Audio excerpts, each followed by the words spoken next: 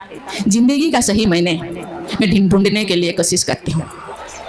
जिंदगी का सफर चलते चलते मैं थक गई हूँ। दोस्तों, द्रौपदी मुर्मू देश की अगली राष्ट्रपति बनने जा रही हैं। एक समय था जब आदिवासी परिवार से आने वाली मुर्मू झोपड़ी में रहा करती थी और अब उन्होंने 340 कमरों के आलीशान राष्ट्रपति भवन तक का सफर पूरा कर लिया है। हालांकि मुर्मू का ये सफर इतना आसान नहीं रहा। यहाँ तक पहुँचने के लिए मुर्मू ने कितनी तकलीफें झेली हैं, वो सिर्फ मुर्मू को ही पता है। इस सफर में कई अपने दूर हो गए, कष्ट इतना मिला कि कोई आम इंसान कब का टूट चुका होता। फिर भी न केवल मुर्मू ने संघर्ष जारी रखा, बल्कि देश के सर्वोच्च पद तक पहुंचने में कामयाब हो गई। आज मुर्मू न केवल भारत के लिए बल्कि दुनिया भर के अरबों लोगों के लिए एक मिसाल बन चुकी हैं। आइए जानते हैं मुर्मू के उसी सफर को, कैसे उन्होंने एक झोपड़ी से देश के सर्वोच्च पद तक का सफर तय किया और कैसे मुर्मू ने सभी के खिलाफ जाकर अपने कॉलेज के दोस्त से ही शादी की।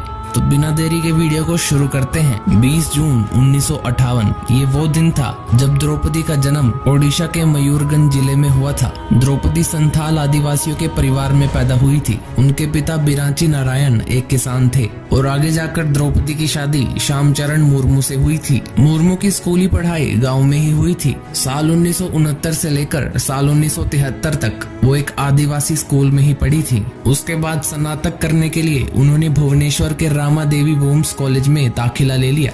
मुर्मू अपने गांव की पहली लड़की थी जो स्नातक की पढ़ाई करने के बाद भुवनेश्वर तक पहुंच पाई थी। अपने कॉलेज में पढ़ाई के दौरान उनकी मुलाकात श्यामचरण मुर्मू से हुई थी। दोनों की मुलाकात बढ़ी, दोस्ती हुई और लास्ट में प्यार में बदल गई। श्यामचरण भी उसी वक्त भुवनेश्वर के कॉलेज से पढ़ाई कर रहे थे। बात 1980 की है। द्रौपदी और श्यामचरण दोनों एक दूसरे को पसंद करने लगे थे। दोनों एक साथ आगे का जीवन व्यतीत करना चाहते थे। परिवार की रजामंदी के लिए श्यामचरण विवाह का प्रस्ताव लेकर द्रौपदी के घर पहुंच गए। तमाम कोशिशों के बावजूद द्रौपदी के पिता बिरंची नारायण ने इस रिश्ते को लेकर इनकार कर दिया, लेकिन श्यामचरण भी पीछे हटने वाले नहीं थे। द्रौपदी ने भी घर में साफ कह दिया था कि वो श्यामचरण से ही शादी करेंगी। तो फिर क्या था, श्यामचरण ने 3 दिन तक द्रौपदी के गांव में ही डेरा डाल लिया और थक हार कर द्रौपदी के पिता को इस रिश्ते के लिए मंजूरी देनी पड़ी। शादी के बाद द्रौपदी को 2 बेटे और 2 बेटियां हुई, लेकिन दुर्भाग्य से साल 1984 में एक बेटी की मौत हो गई। दुर्भाग्य की जिन लकीरों को द्रौपदी फांद कर आगे आई थी, भाग्य शायद उसे दोबारा वही ले जाना चाहता था। इसीलिए तो एक के बाद एक द्रौपदी ने अपने जीवन में कई हादसे देखे। वो 2009 का साल था जब द्रौपदी की जिंदगी में दूसरी बार भयंकर तूफान आया था। तब उनके पुत्र की रहस्यमयी परिस्थितियों में मौत हुई मिली थी। ये सदमा कोई छोटा नहीं था और इसी सदमे से निकलने में द्रौपदी जुटी हुई थी, लेकिन प्रकृति शायद उनका और इम्तिहान लेना चाहती थी, क्योंकि उस हादसे के ठीक 3 साल बाद 2012 में एक सड़क हादसे में उनका दूसरा पुत्र भी उनको छोड़कर चला गया था। इस सब से उनकी पूरी जिंदगी तहस नहस हो चुकी थी। जैसे तैसे द्रौपदी ने खुद को संभाले रखा और आगे बढ़ने का प्रयास करती रही, लेकिन होने को अब भी कुछ और ही मंजूर था। इसके ठीक 1 साल बाद उनके पति का भी कार्डियक अरेस्ट से देहांत हो गया। उनका लगभग सब कुछ खत्म हो चुका था, लेकिन फिर भी ना जाने उनके अंदर ऐसी कौन सी ताकत है जो उन्होंने खुद को बांधे रखा और टूटने नहीं दिया। द्रौपदी राष्ट्रपति भवन तक पहुंचने वाली पहली आदिवासी महिला होंगी।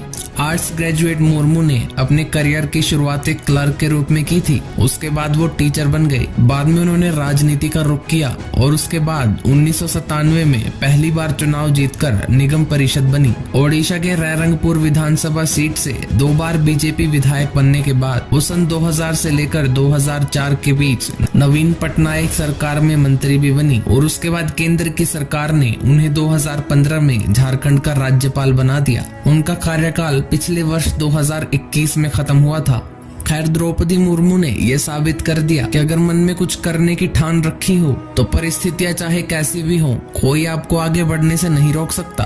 कैसी लगी आपको भावी राष्ट्रपति द्रौपदी मुर्मू की ये कहानी, हमें कमेंट्स में जरूर बताइएगा। फिर मिलेंगे किसी नई वीडियो में, तब तक के लिए जय हिंद।